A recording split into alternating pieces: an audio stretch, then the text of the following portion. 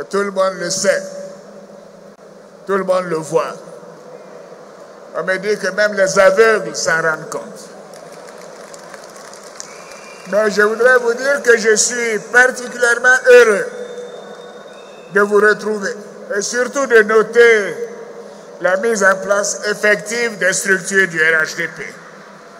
Oui, en un an, vous avez fait un travail remarquable. Et je voudrais féliciter le directeur exécutif, le président du directoire et les membres du directoire pour ce travail minutieux et important. Oui, cela a démontré notre solidarité et notre détermination commune à mettre notre parti en marche pour la victoire, mais également pour le triomphe des valeurs de fraternité, de justice et de paix dont nous sommes porteurs. Comme vous le savez, notre ambition depuis 2011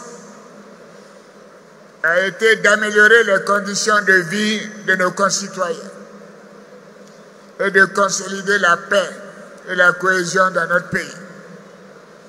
Et je crois que nous avons bien avancé, nous avons bien réussi, n'est-ce pas, chers militantes et militants? Maintenant, nous sommes en 2020. Et en 2020 est une année importante. Importante pour notre pays, mais importante aussi pour le RHDP. Nous devons tout mettre en œuvre au niveau de la direction, au niveau des instances et des responsables du parti pour atteindre notre objectif. Et je voudrais aujourd'hui saluer la forte présence des membres du directoire, du conseil politique, du bureau politique, du conseil national, de la direction exécutive, des coordonnateurs régionaux et associés, des coordonnateurs départementaux et associés, des délégués communaux et associés, des délégués sous-préfectoraux et associés, des délégués de section, tous qui ont pris la parole pour me souhaiter une bonne et heureuse année, ainsi que de toutes les militantes et de tous les militants, qu'ils soient présents ici ou en dehors de cette salle du Palais des Sports. Je voudrais profiter de votre présence pour aborder l'actualité sociopolitique nationale et internationale, avant de vous donner quelques orientations sur le fonctionnement et la vie du RHDP. Chères militantes, chers militants, la fin de l'année 2019 a été marquée par plusieurs événements, notamment le projet de déstabilisation des institutions de notre pays et les faux débats sur la recomposition de la commission électorale indépendante. Oui, comme vous l'avez noté, sur chacune de ces questions, je n'ai pas réagi. Parce que la ligne de notre formation politique a toujours été de préserver la paix, la stabilité et le développement de la Côte d'Ivoire. Maintenant, concernant le projet de déstabilisation de la Côte d'Ivoire, les faits sont là. Vous les avez entendus, n'est-ce pas? Il n'y a pas de doute là-dessus. Je voudrais saluer la vigilance des forces de sécurité et me réjouir du soutien ferme que le RHDP a apporté au gouvernement dans le traitement de cette affaire. Et je ne voudrais pas m'étendre là-dessus parce que la question est aux mains de la justice. Et la justice fera son travail.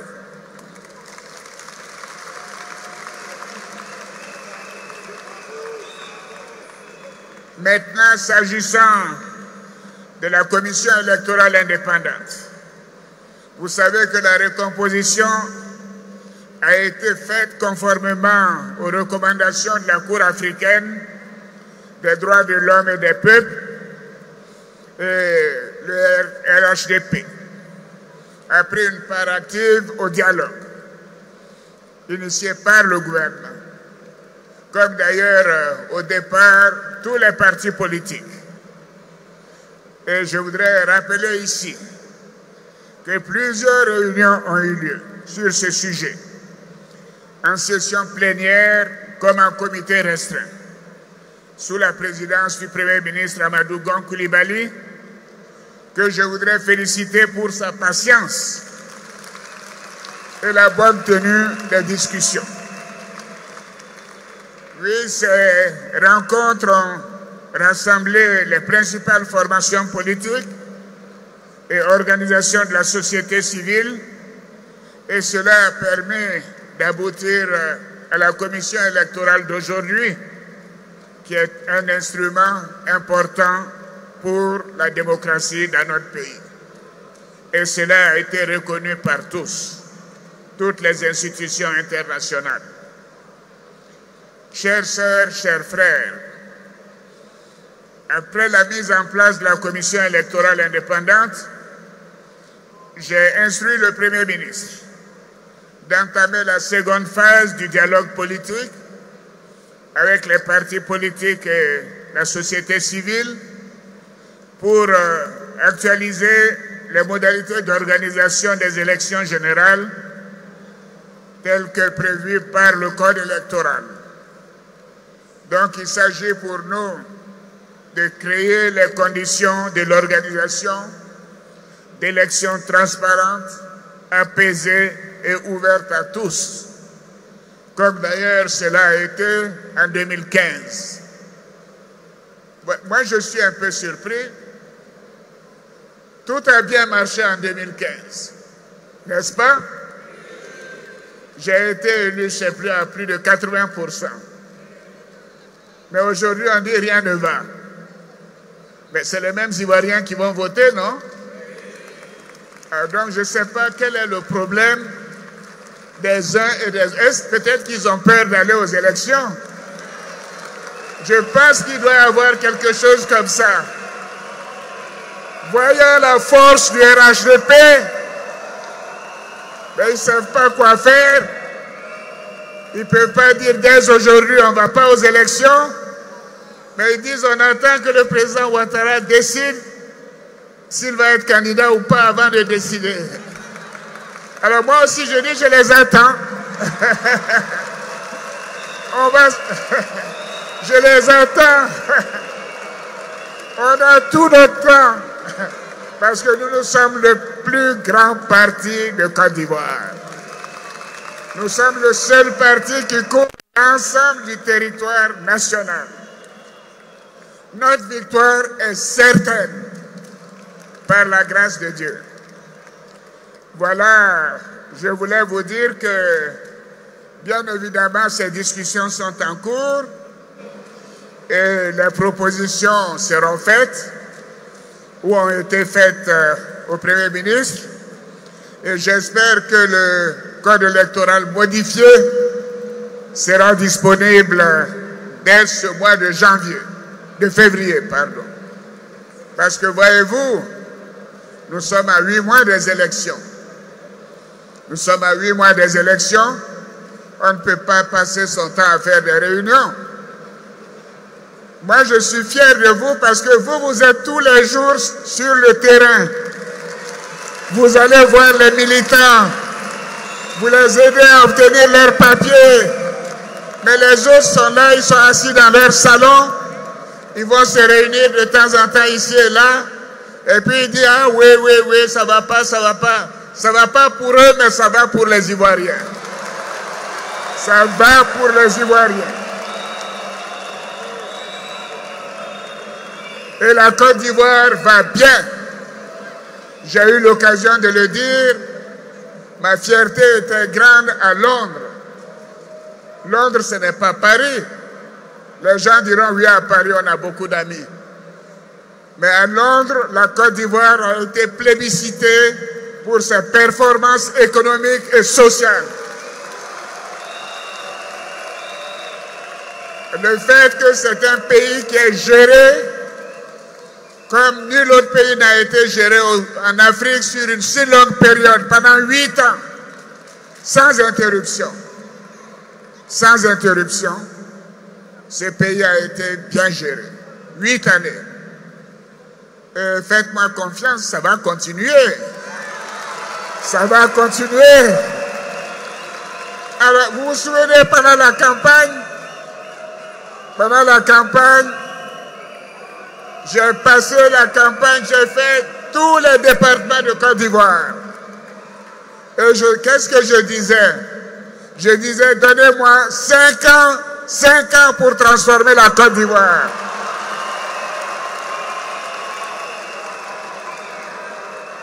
Et les Ivoiriens, nos concitoyens, ont eu tellement confiance qu'ils m'ont donné 10 ans.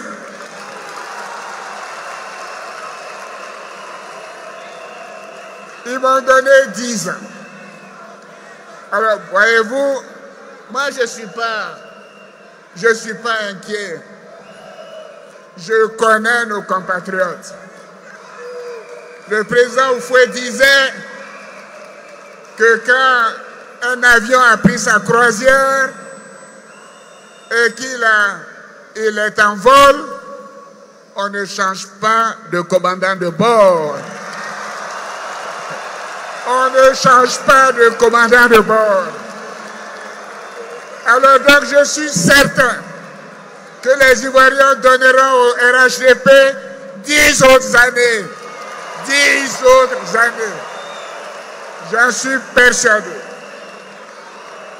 Parce que ce pays va bien. L'économie va bien. La monnaie est solide. Et j'ai eu l'occasion de le dire. Et de dire quelle a été la décision des chefs d'État à cette occasion. Parce que nous avons décidé que la monnaie de la CEDEAO s'appellera l'ECO. Et que ceci se fera de manière graduelle pour les pays qui seront prêts.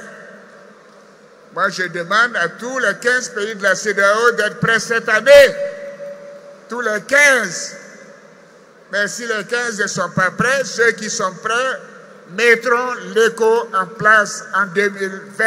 C'est cela la décision des chefs d'État.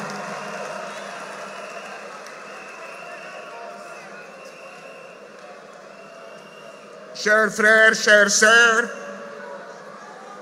je voudrais vous dire que nous avons mis en place un grand parti. Je voudrais vous réitérer toute ma fierté. Le seul parti qui couvre l'ensemble du territoire national. Et je voudrais maintenant vous parler de calendrier. Voyez-vous, lors du conseil politique du 7 mai, j'avais annoncé que l'étape importante était la mise en place des instances dirigeants du RHDP. Aujourd'hui, c'est chose faite. Félicitations. Félicitations à chacune et à chacun d'entre vous. Cela a demandé du travail. Cela a demandé la solidarité, la confiance entre vous. Et j'ai vu qu'il n'y a pas eu de couac. Parce que nous sommes dans un bateau qui longe le fleuve tranquillement. Et nous sommes sûrs d'arriver à bon port, c'est-à-dire pas seulement en 2025, mais en 2030, en 2035, en 2040.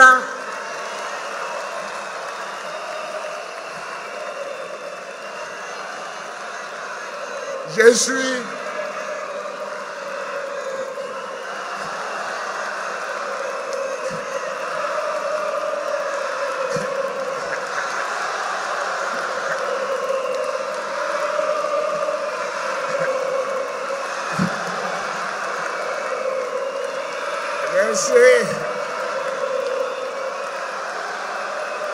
Merci.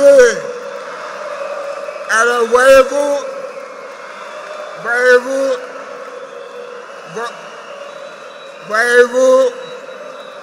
votre président que je suis ne parle pas au hasard. À la conférence de presse que j'ai donnée à l'occasion des vœux de la presse, je leur ai dit tout le monde peut être candidat, même les centenaires. Donc vous voyez, en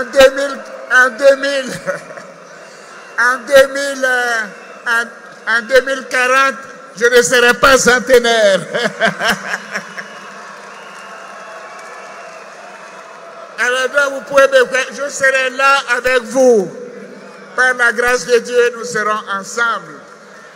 La Côte d'Ivoire continuera d'aller dans la paix, parce que cette paix a été durement acquise. Et je suis heureux des nominations qui ont été faites dans toutes les institutions. Et je voudrais saluer tous les porte-paroles qui ont pris la parole tout à l'heure pour m'adresser leurs vœux. Et maintenant, nous sommes un parti organisé et qui est en place. Et je suis heureux de constater que les femmes et les hommes ont été investis. Et j'ai vu que le pourcentage des femmes a été respecté. Et je l'ai dit au directoire, les femmes, c'est une priorité pour Ado. C'est une priorité pour moi. C'est une priorité. Voilà. Donc je vois que les instances du parti ont respecté cela. Maintenant, il s'agit de nous faire confiance. De continuer de nous faire confiance, je devrais dire. De faire en sorte que nous puissions rassembler encore plus large que le RHDP. Par vos actions au quotidien, vous devez rassurer tous les Ivoiriens que le RHDP est un parti de paix. Un parti où nous prônons l'amour entre les Ivoiriens. L'amour vrai, l'affection. Et que la violence ne fait pas partie de notre mode de fonctionnement. Ne réagissez pas aux provocations des uns ou des autres, des petits ou des grands. Ne réagissez pas aux provocations. Nous devons continuer notre chemin parce que les Ivoiriens sont contents de la manière dont la Côte d'Ivoire est gérée. Et nous devons continuer. Nous devons construire une société nouvelle.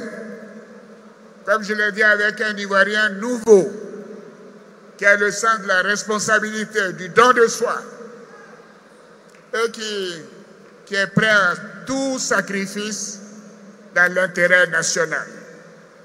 Et je voudrais donc vous investir, vous recommander de continuer d'être sur le terrain. Investissez le terrain. C'est cela la solution. Soyez sur le terrain. Soyez sur le terrain. Je l'ai dit au ministre et aux fonctionnaires, tous les week-ends, vous devez être à l'intérieur du pays. Tous les week-ends. Et j'ai dit au Premier ministre, plus aucun ministre ne devra voyager plus de 2 fois dans le trimestre. Parce que leur place, c'est sur le terrain et non pas dans les avions. Je le leur ai dit. C'est le terrain qui fera la différence. Le terrain qui fera la différence. Alors donc, je compte sur vous. Je compte sur vous pour continuer de porter à nos concitoyens le message de paix, d'union et de rassemblement. Oui, est de dire à nos concitoyens que nous avons beaucoup fait et que nous sommes prêts à continuer. Et je voudrais que chaque responsable m'écrive pour me dire, dans mon village, il n'y a pas de château d'eau, et je donnerai les instructions pour qu'il y ait un château d'eau. Que chaque responsable me dise, il n'y a pas d'électricité, ou il y a des poteaux, il n'y a pas d'électricité, et je donnerai les instructions pour faire cela. Hier, j'étais à Sakassou. La reine Akabone II m'a dit, président, il y a une chose que je voudrais, c'est la route Sakassou-Tchébissou. J'ai donné immédiatement des instructions au Premier ministre. Cette année, la route Sakassou-Tchébissou sera faite, comme l'a demandé la reine Akabone II.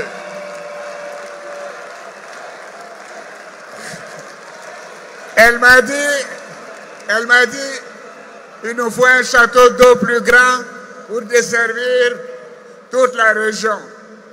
J'ai dit au Premier ministre, je veux un château d'eau avant le mois de septembre cette année. Elle m'a dit, nous voulons un commissariat de police. Je lui ai dit, le commissariat de police va démarrer immédiatement. Alors donc, je vous dis, écrivez-moi, dites-moi ce qu'il faut faire, parce que c'est ce que les Ivoiriens attendent de moi. Les Ivoiriens savent que quand Ado dit,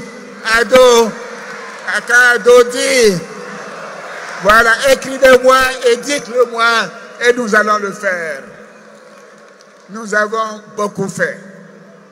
Et nous devons continuer d'améliorer le quotidien de nos concitoyens. Merci, merci, merci. Alors j'ai aussi indiqué à la presse et à nos concitoyens que je comptais faire quelques ajustements techniques à la Constitution. Du coup, on m'a dit, ah non, non, non, il ne faut pas toucher à la Constitution. De grâce, il ne faut pas toucher à la Constitution. Non, non, non, non, non. Non, mais qu'est-ce que ça veut dire? La Constitution elle-même contient les éléments et les dispositions pour modifier la Constitution. Ceux qui disent cela, je peux rappeler combien de fois ils ont modifié la Constitution, mais je ne vais pas rentrer dans ce débat. Donc, il y aura des ajustements techniques et dès le mois de mars, j'irai devant l'Assemblée nationale pour faire ces propositions. Et ce ne sera pas pour éliminer qui que ce soit. Je confirme, même si on est centenaire, on peut être candidat. Ça doit permettre à tout le monde de dormir tranquille, y compris moi-même. Alors ces ajustements seront faits parce que, voyez-vous, ça fait 4 ans bientôt que la Constitution a été mise en place. Elle a été votée massivement. Et nous devons faire un certain nombre d'ajustements. Nous voyons qu'elle a bien marché. Elle a bien marché. Et nous devons faire en sorte de tirer les leçons de ce qui a bien marché et voir toutes les cohérences techniques au plan judiciaire qui sont nécessaires. La Constitution ne sera pas modifiée, ne sera pas ajustée pour exclure qui que ce soit. Ce sera pour la consolidation de la cohésion nationale, de la paix et de la stabilité. Les élections de 2020, comme vous, je sais que nous sommes tous persuadés qu'elles se passeront bien, très bien même, comme on dit. Ça se passera très bien. Elles se passeront mieux qu'en 2015, parce que vous êtes là. C'est vous qui allez être sur le terrain. Et je vous fais confiance, tous. Je sais que vous serez sur le terrain. Vous allez faire en sorte que nos militants aient leur papier le jour du vote qu'ils iront voter. Et ce que je vous demande, c'est qu'il n'y ait pas de deuxième tour. Hein? Il n'y a pas de deuxième tour. Il n'y a pas de deuxième tour. Je veux que la victoire du RHDP se fasse le 31 octobre au soir, au premier tour. Premier tour. Premier tour. Un coup KO. Je sais que je peux compter sur vous. Oui, ce sera donc une victoire éclatante dès le premier tour. Comme en 2015, j'ai foi à la victoire de notre parti.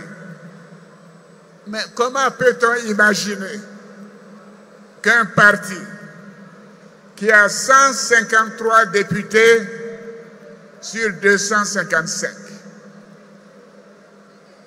qui a 138 mairies sur 201, sur l'ensemble du territoire, qui a 24 régions sur 31. Mais qui peut battre un parti de ce... Mais ça, c'est le RHDP. Personne ne peut nous battre. Nous allons gagner au premier tour. Alors, je crois qu'il y a plein de manœuvres. Mais s'ils savent qu'ils seront battus, mais peut-être ils devront dire, bon, on ne va pas aux élections. J'ai le sentiment que c'est ce qu'ils veulent faire. Hein. Comme ils savent qu'ils seront battus, ils sont en train de dire, gna, gna, gna, gna, gna, gna, il y a ceci, il y a cela. Ouais. Il ne faut pas que cela vous impressionne. Il ne faut pas que cela vous impressionne. Mais comment on peut commencer un dialogue politique, être présent à toutes les réunions, et puis à la fin on dit, ah non, je ne veux pas. Quand même, on a tous été jeunes. On ne peut pas faire la cour à une femme pendant des années et puis dire après, je ne veux pas de toi. Non, ce n'est pas vrai. Alors donc, ces élections auront lieu le 31 octobre. Je souhaite que tout le monde y participe. Mais ceux qui ne veulent pas y aller, c'est leur problème. La Côte d'Ivoire va bien.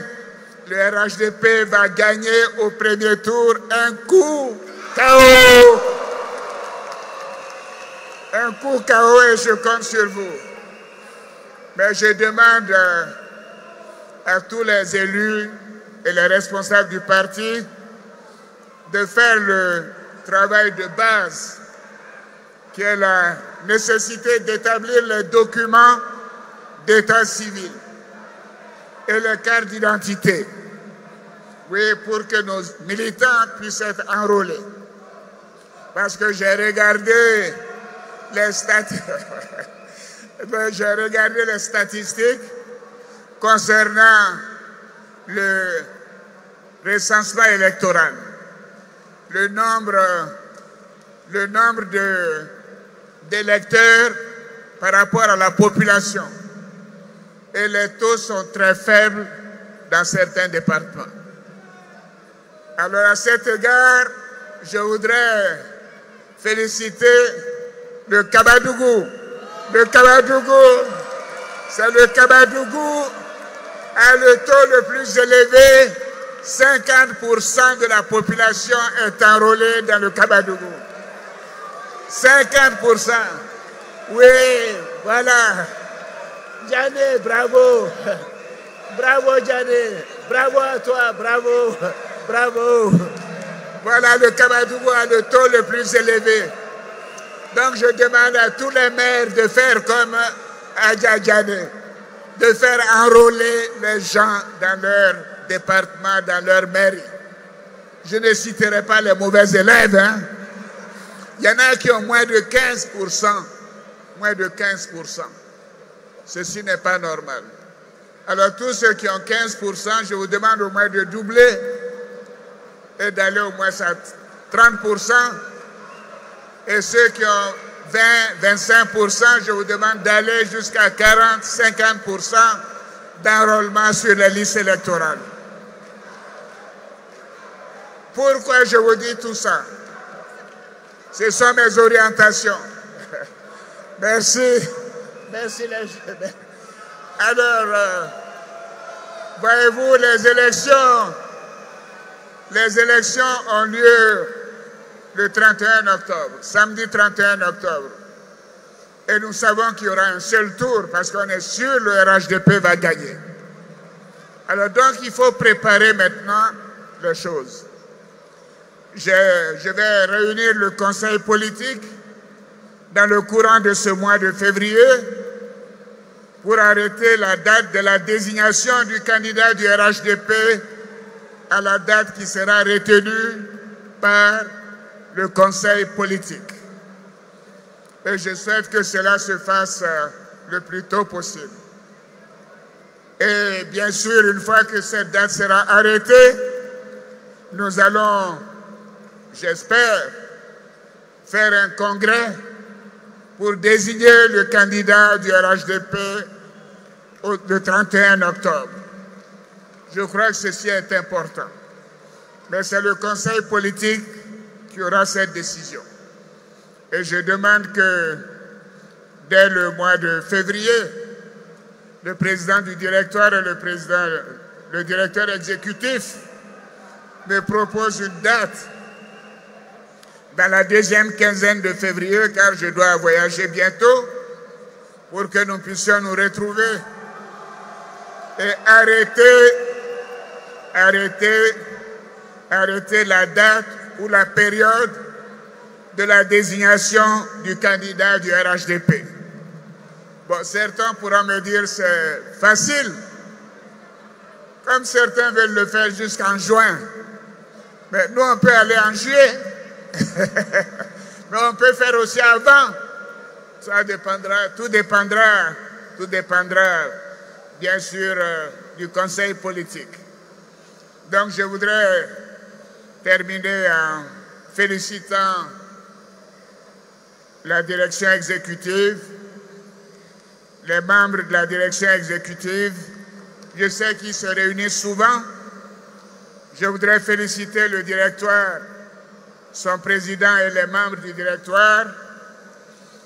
Je voudrais féliciter toutes les instances du parti. Vous avez fait un travail remarquable, exceptionnel. Et je sais que vous le faites au quotidien. Non pas seulement dans le bureau, mais également sur le terrain. Et je vous encourage à continuer de le faire. Nous avons un grand parti. Je suis fier de vous. Et je souhaite que nous puissions continuer de faire le maximum pour nos concitoyens pour les années et les années à venir. Je vous souhaite donc une bonne et heureuse année à chacune et à chacun de vous, à vos familles. Je n'oublie pas vos enfants, vos parents. Et je vous dis que le RHDP vivra. Vive le RHDP, vive la Côte d'Ivoire. Merci, bonne et heureuse année. Merci à vous.